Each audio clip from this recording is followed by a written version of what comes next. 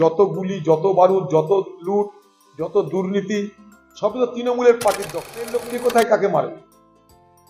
তার জন্য এগুলো স্বাভাবিক পরিণতি সর্বদা দেখতে পাবেন। শামসেরগঞ্জে তৃণমূল দলের নেতাদের বিরুদ্ধে, এমএলএদের বিরুদ্ধে তৃণমূল দল প্রতিবাদ করছে, সর্বদা দেখবেন এখানটাই।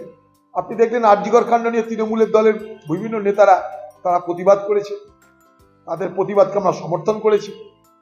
শান্তনু সেন, সুখেন্দু শেখর রায় যে প্রতিবাদ করেছে, জওহর সরকার যে প্রতিবাদ করেছে, তাই জন্য তাদেরকে ধন্যবাদ জানাচ্ছি। অবশ্যই তারা ধন্যবাদের যোগ্য।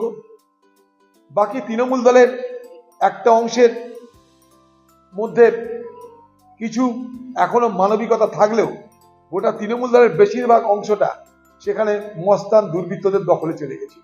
তাই এই ধরনের ঘটনা এ তো কিছু না, এগুলো তো হবেই আগামী দিন, এটাই বাংলার পরিণতি। কারণ যত গুন্ডা, যত মস্তান, যত খুনি সব তৃণমূল দল। কে লাশ কুড়াতে, কে লাশ বাঁচাতে,